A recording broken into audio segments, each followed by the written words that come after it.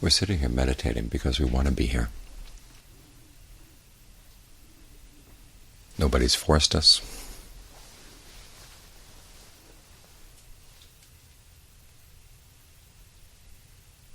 We're not here with a sense of obligation that we have to be here. But we've seen for ourselves that meditation is good. It's good for the mind.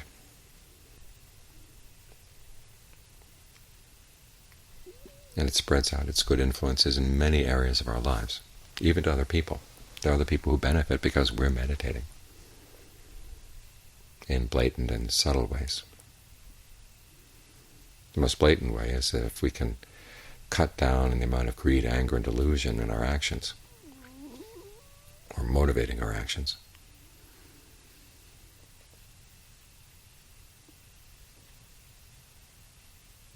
other people are going to be happier. This is a common pattern throughout the Buddha's teachings.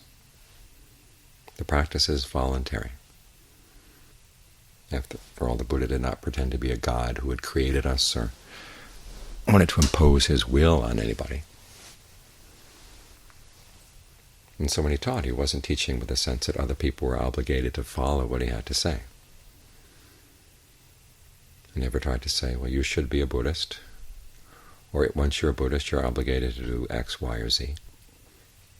He left it up to each person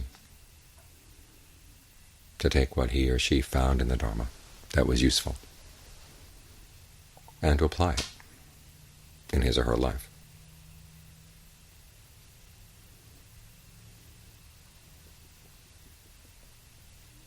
Sometimes you hear people berating people who sit and meditate that they're not doing enough for other people, that they're obligated. Once you become a Buddhist, you're obligated to get yourself together as a decent, self-respecting religion. After all, other religions have various projects by which they help the world. Why aren't the Buddhists doing that? It's not that the Buddha didn't encourage generosity or encourage helping other people, but he encouraged it that it be done with a volunteer spirit. Again, we're under no obligation to the Buddha, we're under no obligation to the world that we've got to help them. The only obligation the Buddha talks about is your obligation to your parents.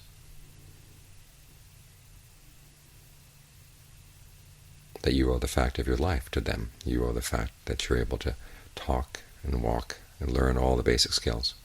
Whether they were good parents or bad parents, you still have a certain debt to them. But even in the monastic hierarchy, when a student becomes apprenticed to a teacher, the student is allowed at some point, if he feels that the teacher's instructions are not in the student's best interests, to leave, find another teacher.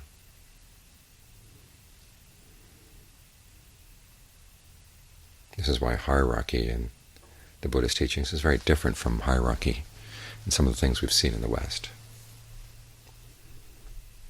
The person at the top realizes that people are there voluntarily, and that if his decisions are oppressive, people have the right to leave.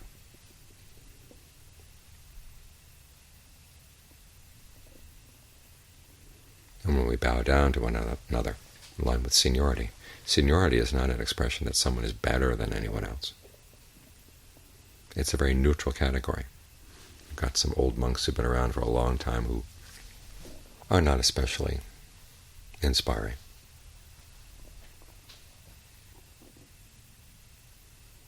But for ease of life in the community, it's good to bow down, even to people like that. The Buddha was once asked by a king, to whom should I give? Or to whom should a gift be given?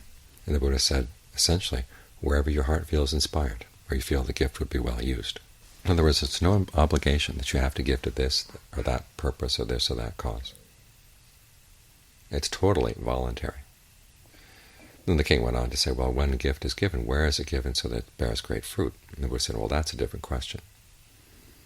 If you want the gift to lead to the highest happiness, you give to those who are without defilement.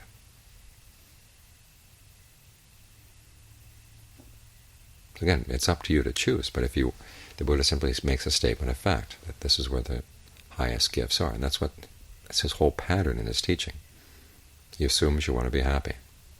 So if you want to be truly happy, this is how you go about it. If you want to maximize your happiness in this world, this is how you go about it. If you want to find a happiness that goes beyond this world, this is how you go about it. The if is important there. He's not imposing these things on you.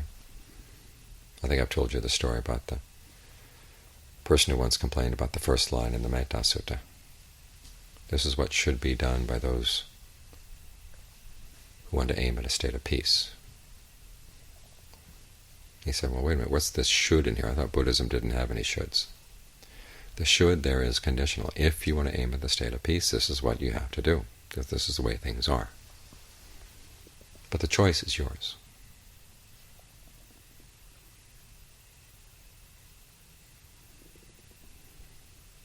So remember that as we go through the day,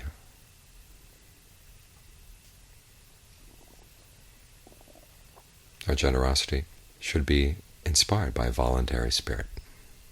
Even the precepts should be inspired by a voluntary spirit. The Buddha says at one point, when you observe the precepts without exception, you're giving the gift of unlimited safety to all beings, and you're one of those all beings that is made safe by your gift.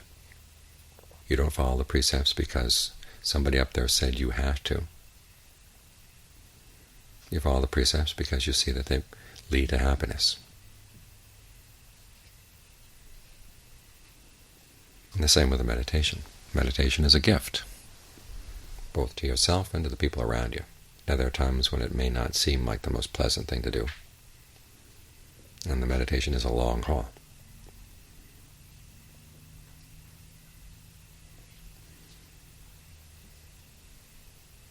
But even in cases like that, you have to learn how to inspire desire. This is what Buddha said the right effort is. The right effort is when you can generate desire to do what you know is skillful,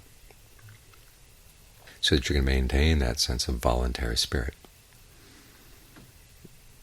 In Thailand, they use a pun when they're talking about the practice. The word for practice, patipat, can also mean when you look after somebody's needs. You patipat that person.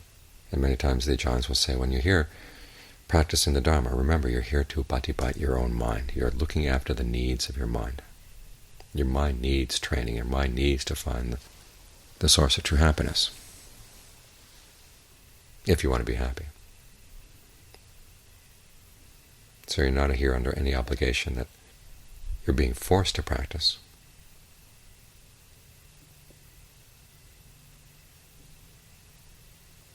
You're doing it because the mind is going to benefit.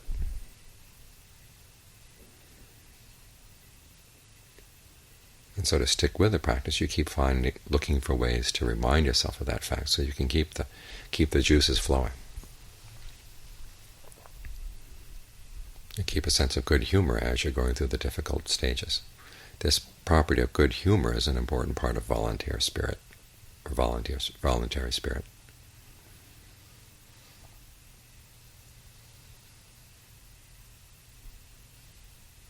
It keeps you alive.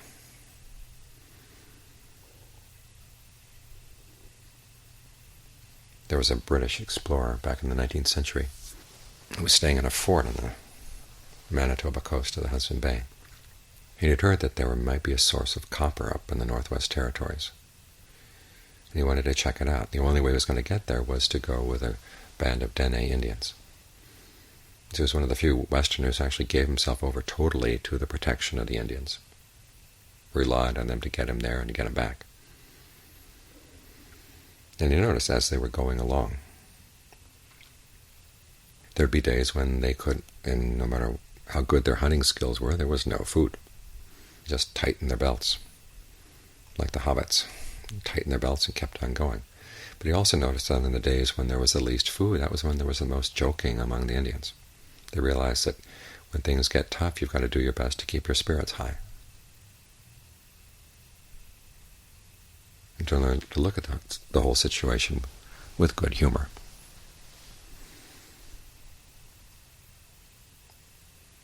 So this quality of generating desire is an important part of the effort on the practice, to make it less effortful and more effortless. To keep remembering you're here because you want to be here. At least part of your mind realizes that this is good for you, and good for the people around you. And when you can live this life with this voluntary spirit, this sense of giving a gift, it helps to break down barriers. It breaks down barriers inside, it breaks down barriers between you and the other people around you.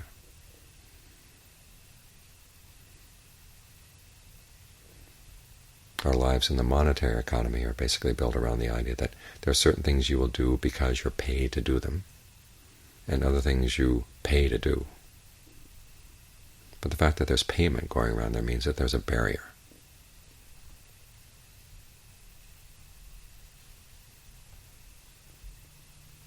But here we're living in an economy of gifts.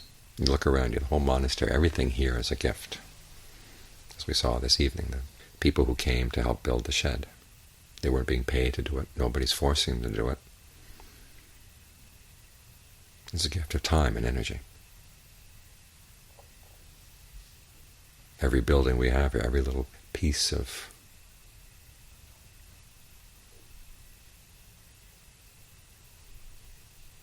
decoration, every Buddha image, it's all a gift. The fact that it is a gift helps to break down barriers.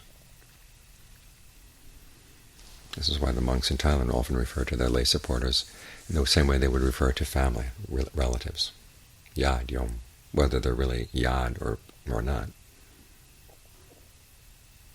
In the technical sense, there is a sense of extended family. Sometimes this may mean that the monastery is not run like a tight ship. I've known people with military backgrounds who express despair over how the monastery is run.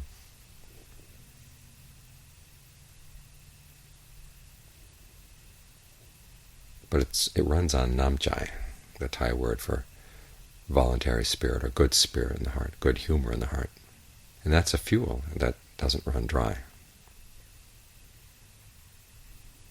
As long as we learn how to respect one another's namjai and learn how to keep it going with good humor and the sense of voluntary spirit, the sense of gift-giving. We're doing good because it's a good thing to do. It makes us happy. Always keep that point in mind.